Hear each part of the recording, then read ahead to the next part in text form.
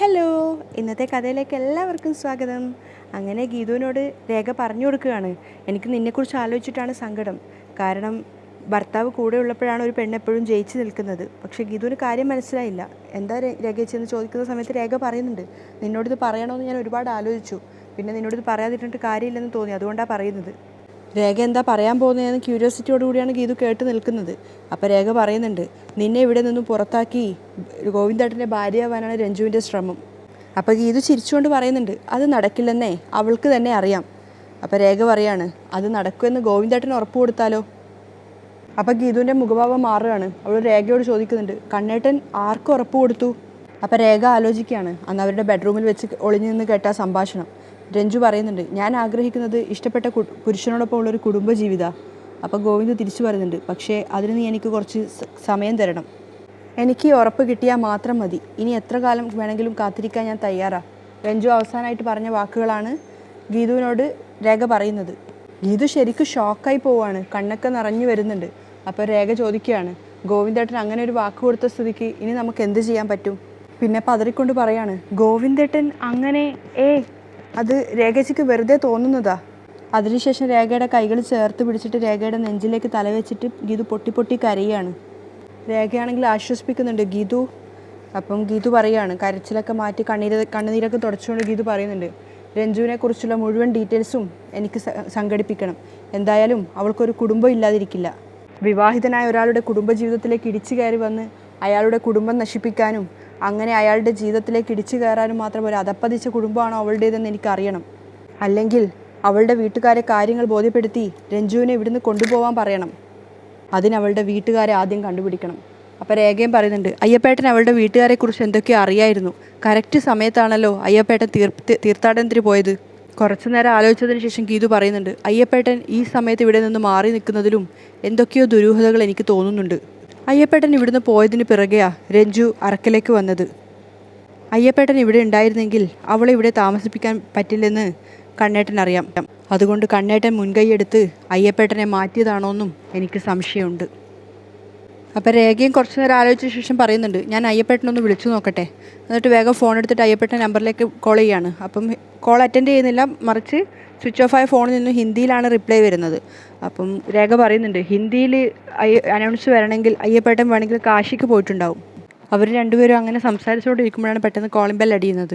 ആരായിരിക്കും വന്നത് എന്ന് പറഞ്ഞ് രണ്ടുപേരും കൂടെ വാതിൽ തുറക്കാൻ വേണ്ടി പോവാണ്. വാതിൽ തുറന്നപ്പോൾ നമ്മുടെ വിലാസിന് നെഞ്ചത്തടിച്ച് കരയാണ്, അയ്യോ അയ്യോ എന്നൊക്കെ പറഞ്ഞിട്ട്. അപ്പോൾ രേഖയും ഗീതവും കൂടെ പരസ്പരം മുഖത്തോട് പോയി നോക്കുകയാണ്. അയ്യോ മോളെ, എന്താ അമ്മേ, എന്താ? അയ്യോ മോളെ, എല്ലാം പോയടി. അയ്യോ അച്ഛൻ എന്തു പറ്റി അമ്മേ? അച്ഛനൊന്നും പറ്റിയില്ല. പിന്നെ എന്തിനാ അമ്മ ചങ്കത്തടിച്ച് നിലവിളിക്കുന്നേ? അയ്യോ ഭദ്രേട്ടൻ അല്ലടി, നിൻ്റെ ജീവിതം പോയടി. അപ്പം രേഖ ചോദിക്കും, എന്താ ആൻറ്റി പ്രശ്നം? അപ്പോൾ രേഖയോട് പറയാണ്, എൻ്റെ പൊന്നുമോക്ക് നല്ലൊരു ജീവിതം കിട്ടുമെന്ന് വിചാരിച്ചിട്ടാണ് ഇങ്ങോട്ടേക്ക് കെട്ടിച്ചു വിട്ടത്. അത് വെറുതെ ആയി പോയല്ലോ ഇപ്പോൾ. അയ്യോ എൻ്റെ ദൈവമേ, ഞങ്ങളിനി എന്ത് ചെയ്യും? അപ്പോഴേക്കും കാഞ്ചന അങ്ങോട്ടേക്ക് വരികയാണ്. യാരിത് ഇവിടെ കിടന്ന് മോങ്ങുന്നത്? അപ്പോൾ വിലാസിനെ കണ്ടപ്പോൾ പറയും, അയ്യോ മാമിയായിരുന്നോ? എന്തു പറ്റി, മാമൻ ഇറന്നു പോയിടിച്ചാ? അപ്പോൾ വിലാസ് പറയും, നിൻ്റെ മാമനാണ് ഇറക്കാൻ പോയത്, എൻ്റെ മാമൻ അതിൻ്റെ ആവശ്യമൊന്നുമില്ല. അപ്പോൾ ഗീതു ദേഷ്യത്തോടെ പറയും, ആദ്യം അമ്മ നിലവിളിച്ചതിൻ്റെ കാര്യം പറ. എടി, ഞാൻ ഇന്ന് രാവിലെ പക്ഷിശാസ്ത്രം നോക്കാൻ വേണ്ടി പോയിട്ടുണ്ടായിരുന്നു. ആദ്യം എൻ്റെയും ഭദ്രേട്ടൻ്റെയും കാർഡ് എടുത്തപ്പോൾ നല്ലതായിരുന്നു. മോളുടെ ചീട്ട് നോക്കിയപ്പോൾ ദാ ഈ ചീട്ടാ കിട്ടിയേ എന്ന് പറഞ്ഞ് കയ്യിലിരുന്നൊരു ചീട്ട് കാണിച്ചു കൊടുക്കുകയാണ്. ആ ചീട്ട് നോക്കിക്കൊണ്ട് എല്ലാവരും നിൽക്കുകയാണ്. അതിനുശേഷം കാഞ്ചന പറയുന്നുണ്ട്, ഇത് നല്ല ചീട്ടല്ലേ? അപ്പം പെട്ടെന്ന് തന്നെ വിലാസിന് കരച്ചിലൊക്കെ നിർത്തിയിട്ട് പറയാണ്, നിൻ്റെ ഭർത്താവ് മറ്റുള്ള പെണ്ണുങ്ങളിലേക്ക് ചായാതിരിക്കാനേ നിങ്ങളുടെ ബെഡ്റൂമിൽ ശിവപാർവതിമാരുടെ ചിത്രം വെക്കണമെന്നാണ് കാക്കാത്തി പറഞ്ഞേ. അപ്പോൾ ഗീതു ദേഷ്യത്തോടെ പറയും, എനിക്ക് ആ വക കാര്യത്തിലൊന്നും വിശ്വാസമില്ല. അപ്പോൾ വിലാസിനിയും പറയും, എടീ കാക്കാത്തി പറഞ്ഞാൽ കറക്റ്റാ, ഈ വക കാര്യത്തിലൊക്കെ കുറച്ച് വിശ്വാസം കാണിക്കണം. അപ്പോഴേക്കും കാഞ്ചനയും പറയും, ഗോവിന്ദൻ മാമയെ വിശ്വസിക്കാൻ കൊള്ളില്ല, അപ്പോൾ പിന്നെ കാക്കാത്തിയെങ്കിലും വിശ്വസിക്ക്. അപ്പോഴേക്കും രേഖ പറയാണ്, ഗീതു നീ വാ. എന്നിട്ട് ഗീതുവിനെ അവിടുന്ന് മാറ്റി നിർത്തിയിട്ട് പറയും, ഇന്ന് രാവിലെ രഞ്ജുവിൻ്റെ കാര്യത്തിൽ ഞാനൊരു സംശയം പറഞ്ഞില്ലേ, ഒരിക്കലും അതിനവളെ അനുവദിക്കരുത്. നമ്മൾ ഇതിനെക്കുറിച്ച് സംസാരിച്ചപ്പോൾ തന്നെ നിൻ്റെ അമ്മ ആ വിഷയത്തിനൊരു പരിഹാരവും വന്നത് കണ്ടോ? ചില കാര്യങ്ങൾ നമ്മൾ വിശ്വസിച്ചേ പറ്റൂ.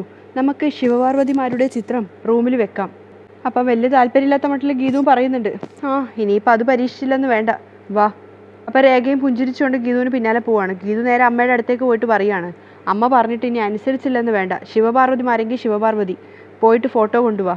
അപ്പോൾ വിലാസിന് ചോദിക്കൂ, നീ പറയുമ്പോൾ എടുത്തു തരാൻ വേണ്ടി ഞാൻ ശിവപാർവതിമാരുടെ ഫോട്ടോ കൊണ്ടാണ് നടക്കുന്നത്. അപ്പോഴേക്കും കാഞ്ചന പറയുന്നുണ്ട്, അവരുടെ ഫോട്ടോ എൻ കയ്യിലുണ്ട്, അങ്ങനെയാണെങ്കിൽ നീ ഇപ്പം തന്നെ അത് കൊണ്ടുപോയിട്ട് ഇവരുടെ മുറിയിൽ വെക്ക്, രേഖ പറയാണ്. അപ്പോഴേക്കും വിലാസിന് പറയുന്നുണ്ട്, ചുമ്മാ വെച്ചാൽ പോരാ, ഫോട്ടോയുടെ ദർശനം വടക്ക് നിന്ന് തെക്കോട്ടാവുന്ന രീതിയിലായിരിക്കണം. ഫോട്ടോയുടെ ദർശനം എങ്ങോട്ടായാലും ഗോവിന്ദ മാമയുടെ ദർശനം ഗീതു പാപ്പായ്ക്ക് നേരെ ആയാൽ പോരെ? അത് പോരാ, ഫോട്ടോയുടെ ദർശനം വടക്ക് നിന്ന് തെക്കോട്ട് തന്നെ ആയിരിക്കണം. നീ പോയി ഫോട്ടോയ്ക്ക് ഒരുക്കി വെക്ക്, എനിക്ക് നല്ല വിശപ്പുണ്ട്, ഞാൻ ഭക്ഷണം കഴിച്ചിട്ട് വരാം. എന്തെങ്കിലും കഴിച്ചിട്ട് ഞാൻ അങ്ങോട്ടേക്ക് വരാം, ആവശ്യമുള്ള കാര്യങ്ങൾ പറഞ്ഞേക്കാം, നീ പൊക്കോ. അതിനുശേഷം ഗീതുവിനോട് പറയാം, നീ വാ എന്ന് പറഞ്ഞാൽ അടുക്കളയിലേക്ക് കൂട്ടിക്കൊണ്ടുണ്ട്. അത് മാത്രമല്ല, കയ്യിലിരിക്കുന്ന ആ ചീട്ടെടുത്ത് രേഖ കൊടുത്തു പറയും, നീ ഇത് വെച്ചോ.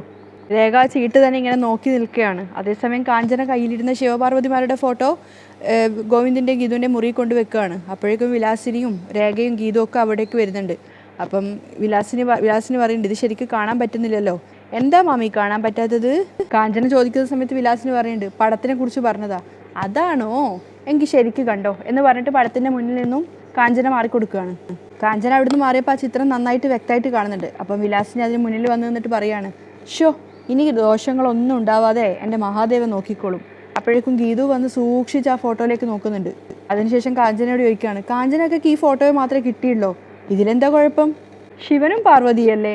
അപ്പോഴേക്ക് രേഖയും വന്നിട്ട് നോക്കിയിട്ട് പറയുന്നുണ്ട്, എന്താ കുഴപ്പം ഗീതു, ഇത് ശിവൻ്റെയും പാർവതിയുടെയും ഫോട്ടോ അല്ലേ, ഇതിനൊരു കുഴപ്പമില്ല. അപ്പോൾ ഗീതു ദേഷ്യത്തോട് പറയും, ഇല്ലേ, ശരിക്കും സൂക്ഷിച്ച് നോക്ക്, ശിവൻ്റെ തലയിലേക്ക് നോക്ക്. അപ്പം കാഞ്ചന ചോദിക്കുന്നുണ്ട്, എതുക്ക് തലയിലേക്ക് നോക്കണം, മുഖത്തേക്ക് നോക്കിയാൽ പോരെ? അപ്പോൾ വിലാസിനി വീണ്ടും പറയും, എൻ്റെ ശിവപാർവതിമാരെ, എൻ്റെ മോൾക്ക് സംരക്ഷണം കൊടുത്തേക്കണേ. അപ്പോഴേക്കും ഗീതു രേഖയുടെ ചെവിയിലായിട്ട് പറയുന്നുണ്ട്, രേഖിച്ച് നോക്കിയേ, സൂക്ഷിച്ച് നോക്ക്. അപ്പോൾ ശിവൻ്റെ ജടകെട്ടിയതിനകത്ത് വേറൊരു സ്ത്രീയുടെ രൂപം കാണുന്നുണ്ടായിരുന്നു. അതായത് ഒരു സ്ത്രീ കൂടെ നിൽക്കുന്നുണ്ട്, അപ്പം തന്നെ ജടക്കുള്ളിൽ വേറൊരു സ്ത്രീ ഒളിപ്പിച്ച് വെച്ചിട്ടുമുണ്ട്. അപ്പോഴേക്കും ഗീതു സങ്കടത്തോടെ പറയാണ്, ഇതെടുത്തിട്ട് കാഞ്ചനക്കയുടെ മുറിയിൽ തന്നെ കൊണ്ടുവച്ചോ, കൊണ്ടുപോ. അപ്പോഴേക്കും ഗോവിന്ദ് മുറിയിലേക്ക് കടന്നു വരികയാണ്. ഇതെന്താ എല്ലാവരും ഇവിടെ? ഗോവിന്ദ് ചോദിക്കുന്നുണ്ട്. അപ്പോൾ വിലാസിന് പറയും, വേറൊന്നുമല്ല മോനെ, ഇതിനകത്തൊരു ഫോട്ടോ വെച്ചതാ. അപ്പോൾ ആ ചിത്രത്തിലേക്ക് നോക്കിക്കൊണ്ട് ഗോവിന്ദ് സന്തോഷത്തോടെ പറയും, ആഹാ, നന്നായിരിക്കുന്നു. ഗീതു സൂക്ഷിച്ച് ഗോവിന്ദിനെ നോക്കിയിട്ട് പറയും. അപ്പോൾ ഗോവിന്ദ് പറയുന്നുണ്ട്, രാവിലെ എഴുന്നേൽക്കുമ്പം തന്നെ ഗംഗയെ ശിരസിൽ വെച്ചിരിക്കുന്ന ഗംഗാധരൻ്റെ ചിത്രം കാണുന്നത് മനസ്സിനൊരു പ്രത്യേക സുഖമാണ്. അപ്പോൾ ഗീതു ഇങ്ങനെ മനസ്സിൽ വിചാരിക്കോ, ഓ. അപ്പോൾ കാഞ്ചന വേഗം പറയും, മാമന് കണി കാണാൻ ഞാനാ ഇത് ഇങ്ങോട്ടേക്ക് കൊണ്ടുവച്ചത്, അതിന് കാഞ്ചനയ്ക്ക് സ്പെഷ്യൽ ഒരു താങ്ക്സ് ഗോവിന്ദ് പറയുന്നുണ്ട്. അപ്പോൾ ഗീതുവിന് ദേഷ്യം വരികയാണ്. ഗീതു കാലുകൊണ്ട് നിലത്തിങ്ങനെ ചവിട്ടുന്ന സമയത്ത് ഗോവിന്ദിന് തട്ടുന്നുണ്ട്. അപ്പോൾ ഗോവിന്ദ് ചോദിക്കുകയാണ്, എന്നെ ചവിട്ടിയതാണോ? അപ്പോൾ ഗീതു പറയും, അല്ല, ഉറുമ്പ് കടിച്ചതാ. അതെങ്ങനെ പെട്ടെന്ന് ഉറുമ്പ് വന്നു? അപ്പോൾ ഗീതു പറയും, ക്ഷുദ്രജീവികളൊക്കെ അപ്രതീക്ഷിതമായിട്ടാണല്ലോ വരാറ്. അപ്പം ഗോവിന്ദ് പറഞ്ഞു കൊടുക്കുന്നുണ്ട്, സംഹാര രുദ്രകനായ ശിവനല്ലേ അടുത്തിരിക്കുന്നത്, ഇനി അതിക്രമം കുറയും. ഭഗവാനെ പരമശിവ, നീലകണ്ഠ, ഗംഗാധര. വീണ്ടും വീണ്ടും ആ ചിത്രത്തിലേക്ക് നോക്കി തൊഴുതുകൊണ്ട് ഗോവിന്ദ് പറഞ്ഞുകൊണ്ടേയിരിക്കുകയാണ്, ഭഗവാനെ ഗംഗാധര എന്നൊക്കെ പറഞ്ഞ് ഇങ്ങനെ സന്തോഷം പ്രകടിപ്പിച്ചുകൊണ്ടിരിക്കുകയാണ്. ഗീതു ആണെങ്കിൽ സൂക്ഷ്മമായിട്ട് ഇങ്ങനെ ഗോവിന്ദിനെ തന്നെ നോക്കുകയാണ്. ആ ചിത്രത്തിലേക്ക് നോക്കുമ്പോഴൊക്കെ ഗീതുവിന് കാണാൻ കഴിയുന്നത് ശിവൻ്റെ ജടക്കെട്ടിനകത്ത് നിൽക്കുന്ന ആ ഒരു ഒളിച്ചു നിൽക്കുന്ന ഗംഗയുടെ ആ ഒരു ചിത്രമാണ്. ഗോവിന്ദിൻ്റെ അമിതമായ പ്രാർത്ഥന കണ്ടപ്പോൾ വിലാസിനി വേഗം ഗീതുവിൻ്റെ കൈ പിടിച്ചുകൊണ്ട് പുറത്തേക്ക് കൂട്ടിക്കൊണ്ടുവരികയാണ്. എന്നിട്ട് പറയുന്നുണ്ട്, ഇന്ന് രാവിലെ മുതൽ നിമിത്തങ്ങളെല്ലാം നിനക്കെതിരാ, മോൾ ആഞ്ഞു പിടിച്ചില്ലെങ്കിൽ ഗോവിന്ദ് കൈവിട്ടു പോവും. അപ്പോൾ ഗീതു ഇങ്ങനെ ആലോചനയോടെ നിൽക്കുകയാണ്, അമ്മ പറഞ്ഞതിൽ ശരിയുണ്ടോ എന്നുള്ള അർത്ഥത്തിൽ. രാധിക എന്തോ ആലോചനയോട് കൂടി ഹാളിൽ നിൽക്കുന്ന സമയത്താണ് കാഞ്ചന ഭക്ഷണം കഴിക്കാൻ വേണ്ടി വിളിക്കുന്നത്. മാമി, ബ്രേക്ക്ഫാസ്റ്റ് റെഡിയായി, കഴിക്കാൻ വാ. എനിക്ക് വേണ്ട, ഇന്നലെ നൈറ്റ് ഫുഡൊന്നും കഴിച്ചില്ലല്ലോ, ഭക്ഷണം കഴിക്കാതിരുന്നാൽ ഉടമ്പ് ശരിയില്ലാതെ മെലിഞ്ചു പോവും. അപ്പോൾ രാധിക ചൂടായിട്ട് പറയും, എനിക്കൊന്നും വേണ്ടാന്ന് പറഞ്ഞില്ലേ, ഞാൻ പട്ടിണി കിടന്ന് ചാവട്ടെ, ഇവിടെ ആർക്കും അതിലൊരു വിഷമവും ഇല്ലല്ലോ. അപ്പോൾ കാഞ്ചന പറയും, എനിക്ക് വിഷമമുണ്ട്, നീങ്ക സാപ്പിടാതിരുന്നാ അതെല്ലാം ഞാൻ സാപ്പിട്ട് ഉടമ്പ് പെരുസായിടും. കാഞ്ചനയോട് ദേഷ്യപ്പെട്ടുകൊണ്ട് രാധിക മുറിയിലേക്ക് പോവുകയാണ്. കാഞ്ചന നോക്കുമ്പോൾ തൊട്ട് അടുത്ത് തന്നെ ഗീതു കുറച്ചങ്ങോട്ട് മാറിയിട്ട് കാണുന്നുണ്ട്. ഗീതു എന്തൊക്കെയോ ചിന്തിച്ചുകൊണ്ട് നടക്കുകയാണ്. അപ്പോൾ വേഗം കാഞ്ചന ഗീതുവിൻ്റെ അരികിലേക്ക് പോകും. എന്നിട്ട് പറയും, ഗീതു പാപ്പ, മുഖ്യമായൊരു വിഷയം, ഗീതു പാപ്പ സൂക്ഷിക്കണം, ആ രഞ്ജു ഇല്ലയാ, അവളെ ഒരു വെക്കമേ ഇല്ലാത്ത ടൈപ്പ്, ரொம்ப അസിംഗமான പൊണ്ണ്. അപ്പോൾ ഗീതു ഇങ്ങനെ ആലോചിച്ചുകൊണ്ട് ചോദിക്കും, കാഞ്ചനക്ക് എന്താ അങ്ങനെ പറഞ്ഞേ? അന്ത രഞ്ജു ഇല്ലയാ, അവള് റൂം ലോക്ക് പോടാതെയാ ഡ്രസ്സ് മാറുന്നത്. അതെ, കൊഞ്ച നേരം മുന്നാടി ഞാൻ അവളുടെ റൂമിൽ ചെന്നു, ആ സമയത്ത് അവൾ ഡ്രസ്സ് മാറുകയായിരുന്നു, അവൾ എന്നെ വഴക്ക് പറഞ്ഞു. അപ്പോൾ ഗീതു ചോദിക്കുന്നുണ്ട്, കാഞ്ചനക്ക് എന്തിനാ അങ്ങോട്ടേക്ക് ഇടിച്ചു കയറി ചെന്നേ? വാതിൽ മുട്ടിയിട്ട് ചെല്ലാൻ പാടില്ലായിരുന്നോ? അയ്യോ, അപ്പടിയല്ലേ, അവള് വാതിൽ തുറന്നിട്ടായിരുന്നു ഉണ്ടായിരുന്നത്, അവൾ ഡോർ ലോക്ക് പണ്ണാതെ എതുക്ക് ഡ്രസ്സ് മാറണോ? ഗോവിന്ദ് മാമ വന്ന് കാണുവാണെങ്കിൽ കാണട്ടെ എന്ന് വിചാരിച്ചല്ലയാ. അപ്പോൾ ഗീതു മുഖമൊക്കെ ദേഷ്യത്തോടെ പറയും, എനിക്കിതൊന്നും കേൾക്കണ്ട. കേൾക്കണം, എന്താ പ്രശ്നം? ഗീതു പാപ്പാക്ക് ഹൈറ്റ് ரொம்ப കുറവ്, ആണാ രഞ്ജു പാപ്പാക്ക് ഗോവിന്ദ് മാമയേക്കാൾ ഹൈറ്റ് ഉണ്ട്. പിന്നെ സൈസിലും ഗീതു പാപ്പയേക്കാൾ രഞ്ജു പാപ്പ ഗോവിന്ദ് മാമയ്ക്കുമായിട്ട് കട്ടയ്ക്ക് നിൽക്കും. പ്രായം കൊണ്ടും അവർ താൻ നല്ല ചേർച്ച. മൊത്തത്തിൽ പറഞ്ഞാൽ അവർ താൻ സൂപ്പർ ജോഡി. ദേഷ്യം കൊണ്ട് ഗീത് കയ്യോങ്ങിയതും കാഞ്ചന അവിടെ കാണില്ല. സംഭവം എന്താ വെച്ച് കഴിഞ്ഞാൽ കാഞ്ചന നേരെ തറയിൽ വന്ന് വീണിട്ടുണ്ടായിരുന്നു.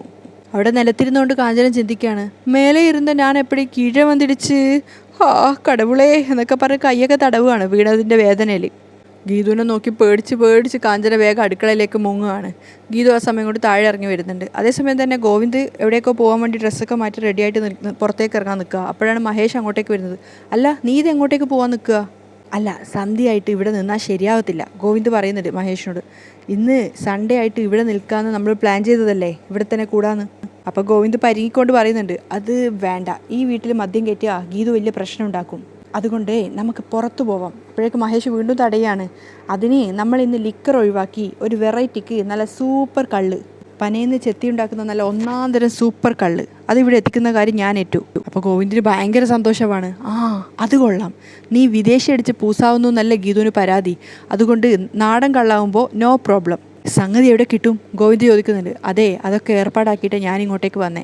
പനയെന്ന് ചെത്തി ഇറക്കിയ കള്ളുമായിട്ട് ചെത്തുകാരൻ തന്നെ ഇപ്പം ഇങ്ങോട്ടേക്ക് വരും.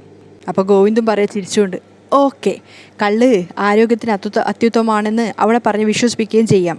അത് കേട്ടോണ്ടാണ് ഗീതു അങ്ങോട്ടേക്ക് വരുന്നത്. ആകെ മൊത്തം ദേഷ്യത്തിൽ നിൽക്കുന്ന സമയത്താണ് ഇതും കേൾക്കുന്നത്. അപ്പോൾ ഗീതു ചോദിക്കും, ഈ വീട് കള്ളുഷാപ്പാക്കാനാണോ പരിപാടി? അപ്പോൾ ഗോവിന്ദ് ഞെട്ടി തിരിഞ്ഞ് നോക്കുകയാണ്. പെട്ടെന്ന് ഗോവിന്ദ് ചിരിച്ചുകൊണ്ട് പറയും, അതെ, ഷാപ്പിലെ കറിക്കാരിയുടെ ഒരു ഒഴിവുണ്ട്, എന്താ താല്പര്യമുണ്ടോ? അപ്പോൾ ഗീതു ദേഷ്യത്തോട് പറയും, അതിനെ വേറൊരുത്തിയെ കൊണ്ടുവന്ന് നിർത്തിയിട്ടുണ്ടല്ലോ, അവളെ വിളിക്ക്. അപ്പോൾ ഗോവിന്ദ് പറയും, കുറച്ചുകൂടെ കംഫർട്ട് നീയാ. അപ്പോൾ ഗീതു ദേഷ്യത്തോടെ വന്നിട്ട് ഗോവിന്ദിനോട് പറയും, കണ്ണേട്ടാ, ഫ്രണ്ടിൻ്റെ മുമ്പിൽ വെച്ച് വെറുതെ ഇൻസൾട്ട് ചെയ്തു എന്നുള്ള ചീത്തപ്പേര് എനിക്ക് വാങ്ങിത്തരരുത്. നിങ്ങൾക്ക് കള്ളു കുടിച്ച് കമ്പനി കൂടണമെങ്കിൽ പുറത്ത്, ഈ വീട്ടിലത് പറ്റില്ല. അപ്പോഴേക്കും രേഖയും കാഞ്ചനയും കൂടെ അങ്ങോട്ടേക്ക് വരുന്നുണ്ട്. എന്താ ഗീതു പ്രശ്നം? അപ്പോൾ ഗീതു പറഞ്ഞു കൊടുക്കുകയാണ്, ഇവിടെ ഇരുന്ന് കള്ളു കുടിക്കാനാ പരിപാടി. കള്ളോ? മാമ, നിങ്ങൾ ഫോറിൻ ലിക്കറല്ലേ കഴിക്കൂ. എന്താ മാമ, നിങ്ങളും ലോക്കലായോ? അപ്പോഴേക്കും ഗോവിന്ദ് പറയുന്നുണ്ട്, അതല്ല, കള്ള് ശരീരത്തിന് നല്ലതാ, ഈ ചൂടുകാലത്ത് ഒരു ശീതളപാനീയം പോലെ കുടിക്കാം. അപ്പോൾ രേഖ ചോദിക്കുന്നുണ്ട്, ഗീതുവിന് ഇഷ്ടമല്ലെങ്കിൽ പിന്നെ എന്തിനാ ഗോവിന്ദേട്ടാ വാശി പിടിക്കുന്നത്? അപ്പോൾ മഹേഷും പറയാം, എന്നാൽ ഗോവിന്ദ് നമുക്ക് പുറത്തേക്ക് പോവാം. അപ്പോൾ ഗോവിന്ദ് പറയുന്നുണ്ട്, നീ എല്ലാം അറേഞ്ച് ചെയ്തിട്ട് അത് വേണ്ടെന്ന് വെച്ചാൽ എനിക്ക് മോശം. എന്താ വേണ്ടതെന്ന് ഞാൻ തീരുമാനിച്ചോളാം. അപ്പോൾ ഗീതു പറയുന്നുണ്ട്, കണ്ണേട്ടൻ എന്ത് വേണമെങ്കിലും തീരുമാനിച്ചോ, പക്ഷേ ഞാൻ പറയുന്നതേ നടപ്പിലാവൂ. ഇവിടെ ഇരുന്ന് കള്ള് കുടിക്കാൻ പറ്റില്ല. അപ്പോഴേക്കും അങ്ങോട്ടേക്ക് രഞ്ജുവും വരുന്നുണ്ട്. എന്താ ഇവിടെ രാവിലെ കള്ള് കുടിക്കണം എന്നാണോ ചർച്ച? അപ്പം ഗോവിന്ദ് ഇങ്ങനെ ചിരിക്കുന്ന സമയത്ത് രഞ്ജു പറയും, ഷാപ്പിലെ കള്ളും കറികളും അതൊരു പ്രത്യേക ടേസ്റ്റാണ്. അപ്പോൾ ഗീതു ഇങ്ങനെ അമ്പരന്നുകൊണ്ട് നോക്കുകയാണ്, ഇവൾ പെണ്ണ് തന്നെയാണോ എന്നുള്ള അർത്ഥത്തിൽ. അപ്പോൾ രഞ്ജു ചോദിക്കും, ഏത് ഷാപ്പിലേക്കാണ് പോകുന്നേ? അപ്പോൾ ഗോവിന്ദ് ഇങ്ങനെ ചമ്മി ഐസായ പോലെ നിൽക്കുകയാണ് ചിരിച്ചുകൊണ്ട്. അപ്പോൾ കാഞ്ചന പോയിട്ട് പറയും, പോകാനല്ല രഞ്ജു പാപ്പ, കള്ള് ഇങ്ങോട്ടേക്ക് വരുത്താനാ. സൂപ്പർ, ഇവിടെ ഇരുന്ന് കള്ളു കുടിക്കുന്നത് വല്ലാത്തൊരു എക്സ്പീരിയൻസ് ആയിരിക്കും. ഈ സൺഡേ നമ്മൾ അടിച്ച് പൊളിക്കും. അപ്പോൾ ഗീതു തലയാട്ടിക്കൊണ്ട് പറയും, അടിച്ച് പൊളിക്കാനുള്ളവരെ പുറത്തു പോയിക്കൊള്ളണം. അപ്പോൾ ഈ രേഖ പറയാണ്, അല്ലേ തന്നെ വീട്ടിലിരുന്ന് കള്ളു കുടിക്കുന്നത് മോശമല്ലേ ഗോവിന്ദേട്ടാ? അപ്പോൾ കാഞ്ചന പറയും, പുറത്തു പോയി കള്ളു കുടിച്ച് ബഹളം ഉണ്ടാക്കുന്നതിനേക്കാൾ നല്ലത് വീട്ടിലിരുന്ന് കള്ളു കുടിക്കുന്നതല്ലേ? അപ്പോൾ ഗീതുവും പറയുന്നുണ്ട്, ഇവിടെ ഇരുന്ന് കള്ളു കുടിച്ചാൽ അതിനേക്കാളും വലിയ പ്രശ്നം ഞാനുണ്ടാക്കും, ഇത് ഒഴിവാക്കുന്നതല്ലേ നല്ലത്? രേഖ വീണ്ടും ചോദിക്കുന്നുണ്ട്. അപ്പോൾ രഞ്ജു പറയും, എന്തിനാ ഒഴിവാക്കുന്നത്? വീട്ടിലിരുന്ന് കള്ളു കുടിക്കുന്നതല്ലേ ഓൾഡ് ജനറേഷൻ സദാചാരവാദിക്ക് പ്രശ്നം.